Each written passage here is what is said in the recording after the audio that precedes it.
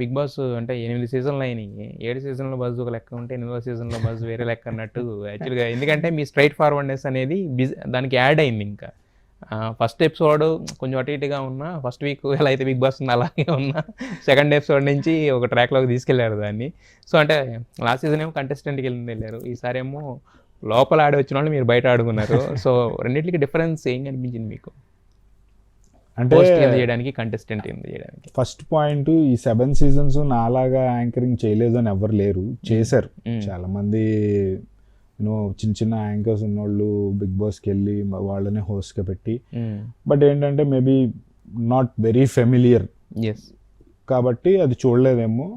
Because నేను TV చేశాను, familiar face ఎక్కువ and little straight forwardness, not too much, little straight forwardness ఉంది కాబట్టి ఎక్కువ మంది చూసారని నేను అనుకుంటా. అద్భుతంగా అడిగాను నేనైతే అనుకోవట్లేదు. కాకపోతే ఆ లిటిల్ మీరన్న లిటిల్ స్ట్రైట్ ఫార్వర్డ్నెస్ అంటే దట్ మేక్స్ ద డిఫరెన్స్ అనమాట మిగతా సీజన్స్కిను దీనికి అన్న.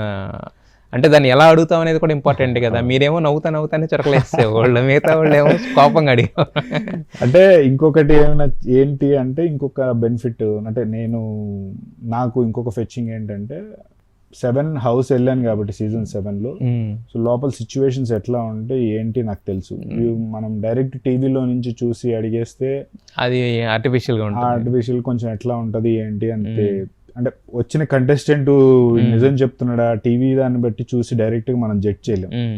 లోపల ఆల్రెడీ ఒక సీజన్ ఆడొచ్చింది కాబట్టి లోపల ఏంటి ఎలా తెలుసు కాబట్టి కొంచెం ఐడియా ఉంది కాబట్టి వాళ్ళని అడగటం స్టార్ట్ చేసి. అంటే మరి మీరు మొత్తం టోటల్ గా ఎపిసోడ్స్ అన్ని చూసేవాళ్ళ? 24/7 కూడా పెట్టారు, అది కొంచెం కష్టంగా ఉంది లాస్ట్ 3 months. ఏంటంటే ఒకటి బిగ్ బాస్ డైలీ ఎపిసోడ్ చూడాల్సి వచ్చేది, అప్పుడప్పుడు 24/7 అన్సీన్ అన్కట్ ఒకటి వేస్తారు, అవి కూడా కూర్చొని చూడాల్సి వచ్చేది.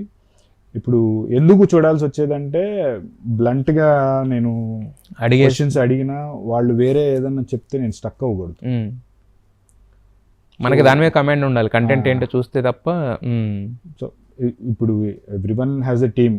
ఇప్పుడు అన్నాక క్వశ్చన్స్ కొన్ని టీం నుంచి వస్తాయి, కొన్ని టీం నుంచి వస్తాయి. ఎందుకంటే మేజర్ క్వశ్చన్స్ వాళ్ళ ఆ ఫీల్డ్ లో ఉండే ఎక్స్పీరియన్స్ ఉన్నారు కాబట్టి ఆబ్వియస్లీ కొన్ని మేజర్ క్వశ్చన్స్ వాళ్ళ నుంచి ఉంటాయి. అండ్ నాకు కూడా కొంచెం ఫ్రీ హ్యాండ్ ఇచ్చారు ఈ ఇయర్. కొంచెం నీకేమన్నా చూసి అనిపిస్తే అడగండి అని. అదొకటి. వాళ్ళు మెయిన్ క్వశ్చన్స్, మేజర్ క్వశ్చన్స్ ఇచ్చిన, ఇప్పుడు ఒక టాపిక్ నుంచి కంటెస్టెంట్ ఇంకో టాపిక్కి వెళ్ళి ఇలా చెప్తున్నా నేను స్టక్ అవ్వకూడదు. మీకు తెలిసి ఉండాలి, స్టక్ అవ్వకూడదు. అదొక మేజర్ కన్సర్న్ అయిపోయింది. అట్ ద సేమ్ టైం నేను ఈ year star sports pro kabaddi host చేశాను. హోస్టింగ్ కమ్ కామెంటరీ 2 చేశాను. ఆ ఎపిసోడ్స్ కూడా ప్రతి మ్యాచ్ చూడాల్సి వచ్చేది. ఏ ప్లేయర్ ఎట్లా ఆడుతున్నాడు, ఎవరు ఇంజురీస్ ఉన్నారు, ఎవరు, అది ఇంకా మేజర్ కన్సర్న్. అదేంటంటే నేషనల్ లెవెల్లో అందరూ చూస్తారు కాబట్టి చిన్న మిస్టేక్ చేయడానికి కూడా ఆస్కారం ఉండదు. మిస్టేక్ చేసినా ఇదంటే మన వరకు తెలుస్తుంది, అదైతే అందరికీ తెలుస్తుంది కదా. అది సో అది కూడా 2 back to back చూసి ఇంట్లో కొంచెం స్ట్రెయిన్ అనిపించింది. కానీ బట్ అంటే అది ఏ లాంగ్వేజ్ అంటే regional Telugu commentary plus Telugu hosting. అదే రీచ్ ఎక్కువ ఉంటుంది కదా. Reach obviously national level star sports అంటే కొంచెం పెద్దది కదా. సో నేను ఫస్ట్ ఎందుకు ఒప్పుకున్నానంటే, అది వాళ్ళ వే ఆఫ్ వర్కింగ్ స్టైల్ నాకు చాలా బాగా నచ్చింది. సో ఎవరికి వాళ్ళు టైంకి వచ్చి పంక్చువాలిటీ ఉండాలి, ఆ టైంకి అక్కడ ఉండాలి, అండ్ చిన్న మిస్టేక్స్ కూడా లేకుండా ముందే ప్రిపేర్ చేస్తారు వాళ్ళు. ముందే మాక్స్ ఉంటాయి, ఈ రోజు ఏంటి అని చెప్పి ప్రతి రోజు ముందు ప్రొడ్యూసర్ వచ్చి బ్రీఫింగ్ ఇస్తాడు. సో ఎట్లా కానీ అంటే చిన్న మిస్టేక్ కూడా చేసినా వాళ్ళకి హ్యూజ్ లెవెల్ ఆఫ్ ఇది కదా. సో అట్లాగా ఆ ప్రిపరేషన్ కొంచెం బాగుంటుంది. ఫస్ట్ లో కొంచెం నాకు టెన్షన్ వచ్చింది, కానీ తర్వాత you get use to it, అలవాటు వెళ్ళిపోతుంది. అయితే మీకు బజ్ లో ఫస్ట్ ఎపిసోడ్ కి లాస్ట్ ఎపిసోడ్ కి మీలో మీకు కనిపించిన డిఫరెన్స్ ఏంటి? ఫస్ట్ ఎపిసోడ్స్ వాట్ హ్యాపెన్, అందరూ ఫస్ట్ 2 episodes బాగాలేదు అన్నారు. ఎందుకంటే ఫస్ట్ ఏదైనా ఇనీషియల్గా ఒక్కసారే ఇలా ఇచ్చేస్తే తర్వాత చూడడానికి ఏం ఉండదు. నేనేమంటే ఎప్పుడైనా సరే గ్రాడ్యువల్గా దాన్ని తీసుకెళ్తేనే అయినా ఇప్పుడు ఫస్ట్ ఎపిసోడ్ లో వచ్చింది కుక్కర్ నామినేషన్ మీద, సిలీ నామినేషన్. ఆవిడ యూజువల్ గా ఫస్ట్ 2 weeks వచ్చిన కంటెస్టెంట్స్ ని అడగటానికి కూడా ఏముండదు, లోపల ఎక్కువ ఏమి జరగదు, అప్పుడు టైం కూడా ఉండదు పాపం వాళ్ళకి. అన్ఫార్చునేట్లీ వాళ్ళు ఫస్ట్ వీకే వాళ్ళ దురదృష్టం పాపం ఎలిమినేట్ అయిపోయి వచ్చేస్తారు. మనం అడగటానికి కూడా స్కోప్ ఉండదు. అవునవును. సో మరి లాస్ట్ ఎపిసోడ్కి వచ్చేసరికి ఏమనిపించింది అంటే, పర్లేదు మనం కూడా యాంకరింగ్ లో పోస్టింగ్ నేను అంతకుముందు కూడా చేశాను, అయితే షోస్ అట్లా చేశాను. Doing shows is very different and you know కూర్చొని క్వశ్చన్స్ అడగడం, 1-to-1 హోస్ట్ చేయడం, దిస్ ఇస్ డిఫరెంట్. కానీ ఒక రకంగా గ్రిల్లింగ్ కాదు ఇది, ఒక కొంచెం ఛాలెంజింగ్ గానే ఉంటుంది. ఛాలెంజింగ్ గా ఉంటుంది. అదంటే హోస్టింగ్ స్టేజ్ మీద ఎంటర్టైన్ చేయాలి, కంటిన్యూస్ గా మాట్లాడుతుండాలి, నవ్వుతుండాలి. ఇంకో 10 మంది ఉంటారు కాబట్టి మధ్యలో ఎవరైనా పంచెస్ చేసినా దట్ ఈస్ డిఫరెంట్.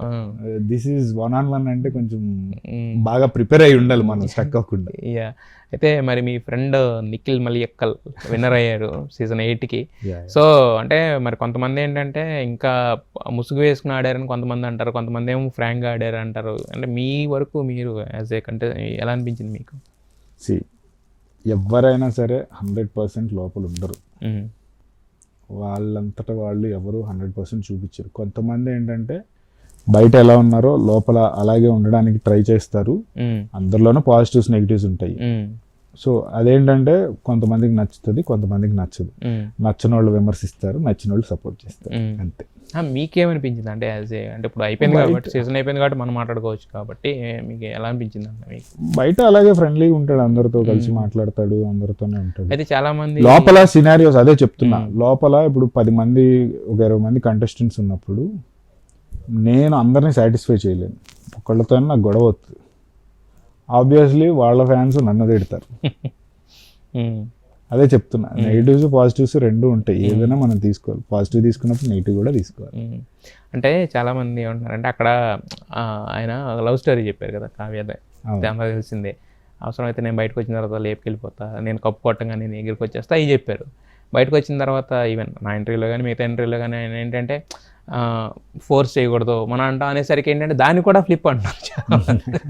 అదే చెప్తున్నా, ఒక దాన్ని ఒకళ్ళకి నచ్చలేదు అంటే దాన్ని నెగిటివ్గానే మాట్లాడతారు. అది వాళ్ళు తప్పని నేను అన్నాను, ఎవరి పర్స్పెక్టివ్ వాళ్ళది. అంటే బట్ న్యూట్రల్ ఆడియన్స్ కూడా దాన్ని బట్టి ఇదే అవకాశం ఉంటుంది కదా, అరే ఇలా తప్పుగా అర్థం చేసుకునే అవకాశం ఉంటుంది. మీకేమనిపించింది ఆ కామెంట్స్? మీరు కూడా అడిగారు అదే క్వశ్చన్, అడిగారు ఆయన్ని. అంటే ఇద్దరి మధ్య ఏం జరిగింది, ఎందుకంటే ఎవరం లేం మనం.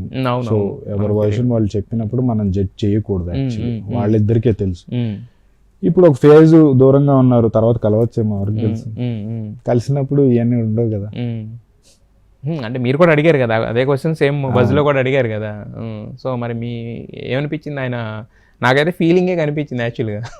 చూద్దాం వెళ్తాడేమో. నాకు కొంతమంది నాకు కామెంట్స్ కూడా పెట్టారు కింద, ఆయనకన్నా ఎక్కువ నువ్వు ఫీల్ అయిపోతున్నావు అంటే ఒక జెన్యూనిటీ ఉన్న ఒక జంట విషయంలో మనం అదే చెప్తున్నా. ఇప్పుడు వాళ్ళిద్దరి మధ్య ఏం జరిగిందో యాజ్ ఎ థర్డ్ పర్సన్ నాకు తెలియదు. వాళ్ళు చెప్తే వాళ్ళ పర్స్పెక్టివ్ లో మనం జడ్జ్ చేయకూడదు. మన ఎక్కువ పర్సన్స్ ఇప్పుడు బ్యాడ్ ఫేజ్ నడుస్తుంది, ఫర్ టైం బీయింగ్ వదిలేస్తే తర్వాత సెట్ అవుతారా లేదా అవ్వరా అనేది వాళ్ళ personal. So I can't go and మీరే కదా ఎవరు కూడా వెళ్ళకూడదు కూడా. బేసిక్ మనకున్న రేంజ్ వరకు మనం అడిగి అక్కడ వదిలేయడం అనేది బెటర్. సో మరి మీకు చేసిన 22 మందిని చేశారు, మొత్తం అందరిలో మీకు బాగా టఫ్గా అనిపించిన ఇంటర్వ్యూ ఎవరు? టఫ్గా అనేమి లేదు కానీ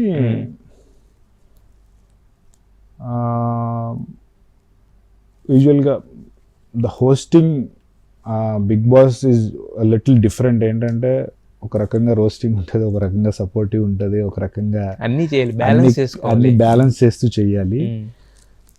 సో నెగిటివిటీ ఎక్కువ ఉన్నప్పుడు ఏంటంటే జనాలు కూడా ఆదరిస్తారు ఆ ఎపిసోడ్. నెగిటివిటీ ఎక్కువ ఉన్నప్పుడు వచ్చిన కంటెస్టెంట్ కనుక బయట నెగిటివిటీ ఎక్కువ ఉంటే ఆ ఎపిసోడ్ ఖచ్చితంగా ఆదరిస్తారు. కొన్నిసార్లు ఏంటంటే మన జాబ్ని కరెక్ట్ చేయాలి కాబట్టి ఎదుటి పర్సన్ నెగిటివ్ పాజిటివ్ అని పక్కన పెట్టి మనం బ్యాలెన్స్గా ప్రతి ఎపిసోడ్ అలాగే చెయ్యాలి. సో నెగిటివ్ పర్సన్ లేనప్పుడు కొంచెం పాజిటివ్, లేకపోతే తను నెగిటివ్స్ చేసినా సరే బయట ఉన్న పాజిటివిటీ వల్ల అవి ఓవర్కమ్ అయిపోయి అవి కూడా కనపడవు. సో అలాంటి పర్సన్ని రోస్ట్ చేసినప్పుడు ఏంటంటే మనకి నెగిటివ్ ఉంటుంది. అట్లాంటి ఎపిసోడ్స్ కొంచెం ఇంటర్వ్యూ వైజ్ ఏం డిఫికల్ట్ చేయలేదు కానీ అట్లా కొంచెం పాజిటివ్ ఉన్న క్యాండిడేట్స్ ని సేమ్ అదే ఇంటర్వ్యూ చేసినప్పుడు నాకు చిన్నగా అనిపించింది. అంటే ఫీల్ అవ్వలేదు కానీ అంటే ఎందుకు ఇలాగా నెగిటివ్ ఉన్న పర్సన్ ని చేస్తేనేమో బాగా సపోర్ట్ చేస్తారు, బాగా చూస్తున్నారు, ప్రైజ్ చేస్తున్నారు. అదే జాబ్ ఒక పాజిటివ్ పర్సన్ తను చేసిన లోపల నెగిటివ్స్ చేసి ఉంటాడు, చేయడమే నేను అన్ను, ప్రతి పర్సన్ చేస్తారు. నేను అదే జాబ్ చేశాను తను చేసినవి కూడా, కానీ తనకి బయట పాజిటివిటీ ఉండడం వల్ల ఎందుకు ఇప్పుడు రివర్స్ లో నన్ను ట్రోల్ చేస్తాను. సేమ్ జాబ్ చేశాను, అక్కడ సేమ్ జాబ్ చేశాను, ఇక్కడ సేమ్. అదొక్కటి నాకు కొంచెం ఎవరి విషయంలో అది మణికంఠనా, నాట్ మణికంఠ, ఫ్యాన్ బేస్ ఎక్కువ ఉన్న ఆబ్వియస్లీ ఉన్న వాళ్ళందరూ పెడుతుంటారు. Manikanta, Vishnu, Prithvi and Sita, few other contestants, అంటే నాట్ ఎవ్రీ వన్, వాళ్ళ ఫ్యాన్ బేస్ ఉన్నోళ్ళు కొంచెం. మరి మీకు బాగా పేరు వచ్చింది అదే మీరు అన్నారు కదా నెగిటివ్, సోనియాదా? బాగా నెగిటివ్ అని కాదు, first 2 episodes there is nothing to ask them. So third episode ఎప్పుడైతే తను వచ్చిందో, ఈవెన్ అది నాకు కూడా షాకింగ్ గా ఉంది. అంటే ఎపిసోడ్ లేసిందని కాదు, with in 2-3 weeks A contestant కి అంత నేను యూనో నెగిటివ్ కామెంట్స్ చేయడం కానీ పబ్లిక్ అది చూడలేదు. Even that was shocking to me. అంటే అదొక గేమ్ షోలా చూడకుండా, I don't know why they took it to that personal. I don't know, maybe because of her behaviour or ఏంటో నాకు తెలియదు, లేకపోతే ఆపోజిట్ పర్సన్స్ ఫ్యాన్ బేస్ ఎక్కువ ఉండడం వల్ల వాళ్ళు అప్పటికి ఆపోజిట్ పర్సన్స్ అనేవాళ్ళు ఎవరు లేరు కదా, ఆమెకంటూ ఆపోజిట్ పర్సన్స్ లేరు కదా, మొత్తం హౌస్ అంతా యాంటీ అయిపోయింది కదా. అదే అంటున్నా, ఆపోజిట్ పర్సన్ ఫ్యాన్ బేస్ వాళ్ళు వాళ్ళు ఇట్లాగా అనటం వల్ల ఏమైందో I don't know what happened. ఆ గేమ్ షోలో ఆబ్వియస్లీ జరుగుతూ ఉంటాయి. సో అది కొంచెం నాకు one or the other way కొంచెం బాధ అనిపించింది, ఎందుకు ఈ అమ్మాయి ఇట్లా ఇంత పాపం ఇట్లా అయిపోయింది అని. అంతే, నాట్ హర్ మిస్టేక్ అని నేను చెప్పాను, దట్స్ గేమ్ షో. తను ఉండడం తన పర్స్పెక్టివ్, తన స్ట్రాటజీ ప్రకారం తన ఆడింది. అది అట్లా మరి అంత రివర్స్ అయ్యి అది one or the other way ఆ ఎపిసోడ్ పైకి లేసిన దానికన్నా నాకు కొంచెం బాధ ఏమనిపించింది అంటే, అనవసరంగా ఇంత నెగిటివిటీ బయట రావడం అనేది కొంచెం నాకు మీకు బాధ అనిపించింది పర్సనల్గా. అయితే మీరు అడిగిన దాంట్లో హానెస్ట్గా సమాధానాలు చెప్పిన వాళ్ళు ఎవరు, దాటేసిన వాళ్ళు ఎవరు? హానెస్ట్గా అంటే హానెస్ట్ అని చెప్పను కానీ, కొంతమంది కొంచెం ఓపిక్గా ఉన్నట్టు, అంటే బయట నాకు ఎలాగా సమాధానాలు చెప్తారో అలా చెప్పిన వాళ్ళు కొంతమంది ఉన్నారు. వన్ ఈజ్ విష్ణు అలాగే చెప్పింది, అభయ్ అలాగే చెప్పాడు, అండ్ ఇంత సడన్ గా అడిగేసరికి గుర్తు రావట్లేదు ఎవరు తెలిసేవారు. సో అట్లా నాకు కొంతమంది చెప్పిన వాళ్ళు మటుకి బయట కొంచెం ఎట్లా ఉన్నారో, అంటే వాళ్ళు ఏంటంటే ముందు వెనక ఆలోచించుకోరు, పాజిటివా నెగిటివ్ అవుతున్నామా. పాజిటివ్ నెగిటివ్ పక్కన పెడితే అన్నిసార్లు ఉన్నది ఉన్నట్టుగా చెప్పడం కూడా ప్రాబ్లం. అలా అంటే దాటేసిన వాళ్ళు ఎవరు ఉన్నారా, అంటే ఉన్నది లేనట్టు ఇక్కడ కూడా నటించిన వాళ్ళు కొంతమంది ఉంటారు కదా, అలా నటించిన. అంటే నేను అది వాళ్ళ ప్రాబ్లం అని కూడా నేను చెప్పను. వచ్చిన ప్రతి కంటెస్టెంట్కి నేను బయటకు వచ్చినప్పుడు నేను ఏం చెప్తానంటే, ఇది ఈ సీజనే కాదు, ఎవ్రీ సీజను ఫస్ట్ వచ్చిన కంటెస్టెంట్స్కి మా క్రూ కానీ అందరూ ఏం చెప్తారంటే, ఓపెన్గా మాట్లాడు, ఉన్నది ఉన్నట్టు మాట్లాడు, ఓపెన్గా ఏముందో అది చెప్పు నువ్వు అని చెప్తారు. వచ్చిన కంటెస్టెంట్స్కి ఏముంటుందంటే, బయట ఎలా వెళ్తుందో, నేను ఇప్పుడు ఏం చెప్తే ఏమవుతుందో, లోపల ఉన్నదే క్యారీ ఫార్వర్డ్ చేస్తారు కానీ బయటకు వచ్చి లోపల ఏం జరుగుతుందని చెప్పి ఓపెన్గా మాట్లాడుకోరు.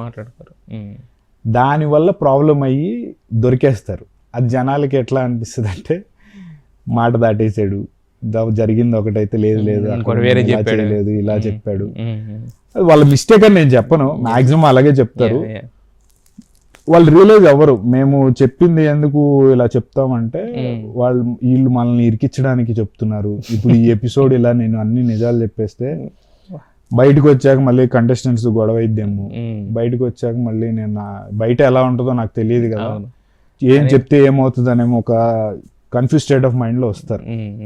ఈ చిన్న లైన్ మేము ఏదైతే చెప్తామో ఉన్నది ఉన్నట్టు మాట్లాడు అనేది అది పట్టించుకోరు. వీళ్ళు కావాలని ఇరికిచ్చడానికి మనం చెప్తున్నారు అనుకుంటే యాక్చువల్లీ అది మంచిది. ఉన్నది ఉన్నట్టు చెప్పేస్తే ఆ నెగిటివిటీ అక్కడితో అయిపోతుంది. దాన్ని దాచుకుని వెళ్ళడం వల్ల ఏంటంటే అది రేపు కాకపోయినా నువ్వు సంవత్సరం తర్వాత అయినా అదే కనపడుతుంది తప్ప అది క్లియరెన్స్ కాదు కదా. అది వాళ్ళ మిస్టేక్ అని కూడా నేను చెప్పను, ఎందుకంటే స్టేట్ ఆఫ్ మైండ్ వాళ్ళకి తెలియదు కదా ఏం జరిగింది ఏంటనేది. సో నేను స్టిల్ ఇది ఇప్పుడు కూడా చెప్తున్నాను, అప్కమింగ్ బజ్ నాకు తెలిసి ఎవ్రీ సీజన్ ఒకళ్ళకి ఇవ్వరు. అప్కమింగ్ బజ్ లో కూడా ఇది సేమ్ రిపీట్ చేస్తారు కంటెస్టెంట్స్ కి, కానీ ఎవ్వరు చెప్పరు. వాళ్ళు చెప్పేది వాళ్ళు చెప్తారు, బట్ వీళ్ళు మాత్రం వీళ్ళు చెప్పాలనుకుందే చెప్తారు. ఆ చిన్న అది ఎందుకు అది ఇది అవ్వదు, ఓపెన్ అవ్వదు అనేది. సరే దొరికిపోయాం అక్కడ కనుక ఓపెన్ అయ్యి చెప్పేస్తే అక్కడతో అయిపోతుంది అది. అవును అవును, క్యారీ ఫార్వర్డ్ అవ్వదు, బయట ట్రోలింగ్ జరగదు. అవును, బట్ దీనివల్ల ఏంటంటే అదే నేను అన్నట్టు ఇంతకుముందు మీరు సంవత్సరం తర్వాత కనపడినా అదే గుర్తొస్తుంది జనాలకి అనవసరంగా. ఇక్కడతో ఆ ఎపిసోడ్ ఎలా చెప్పి అక్కడ ఎలా జరిగింది, ఎందుకు నేను ఎలా బిహేవ్ చేసి వచ్చాను, సారీ, లేకపోతే తప్పు చేయలేదు, లేకపోతే నేను తప్పు చేయలేదు, నాకు అక్కడ అలా జరిగింది, ఇలాగ అయిపోయింది అనుకో అక్కడ. సరే లోపల వీడు తప్పు చేసినా బయట ఒప్పేసుకున్నాడు రా, మంచిది అనుకుంటారు, యాక్చువల్లీ అయిపోతుంది అక్కడ. అయితే మనకి ఇప్పుడు యాజ్ ఏ ఆడియన్స్ కింద, వ్యూవర్ కింద మీరు కూడా చూస్తుంటే మేము చూసినప్పుడు విష్ణుప్రియ పృథ్వీ ట్రాక్ కానీ లేదంటే యష్మి నిఖిల్ ట్రాక్ కానీ కొన్ని మనకు అనిపిస్తాయి. మరి మీరు అడిగినప్పుడు వాళ్ళు చెప్పిన ఆన్సర్ దానికి సింక్ అయినాయా? అంటే యష్మి అండ్ నిఖిల్ అదే ఒక కన్ఫ్యూజ్డ్ ట్రాక్ అది. అంటే ట్రాక్ అని నేను అనుకోను, మరి లోపల వీళ్ళందరూ చెప్పింది కూడా ఏంటంటే ట్రాక్ ఏం కాదు, నార్మల్ ఫ్రెండ్లీగానే ఉన్నారు వాళ్ళు, ఓపెన్గా ఇద్దరు ఒకరినొకరు మాట్లాడుకున్నారు అట్లా అనుకున్నారంట. కానీ విష్ణు అండ్ పృథ్వీ లైక్ విష్ణు చెప్పేసింది అక్కడ కూడా ఓపెన్గా, లైక్ ఐ లైక్ హిమ్, నాకు నచ్చితే ఎక్స్టెంట్ వరకు వెళ్తాను, బట్ హీ సెడ్ మనం ఫ్రెండ్స్ గానే ఉందాం, that is not my problem అని. ఒక లెవెల్కి విష్ణు లైక్ చెప్పాను కదా బయట ఎట్లా మాట్లాడేస్తుంది అట్లాగే ఉన్నట్టు.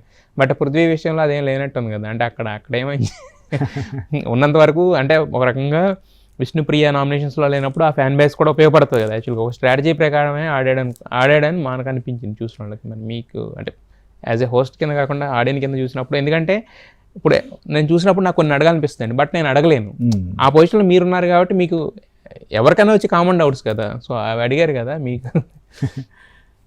చెప్పాను కదా లోపల గేమ్ వరకు అయి ఉండొచ్చు, వాళ్ళ స్ట్రాటజీ అయి ఉండొచ్చు, ఏదైనా అయి ఉండొచ్చు, అక్కడ వరకు అట్లాగా ఆడి అది ఇలా హైలైట్ అవుతుందని వాళ్ళకి తెలియదు.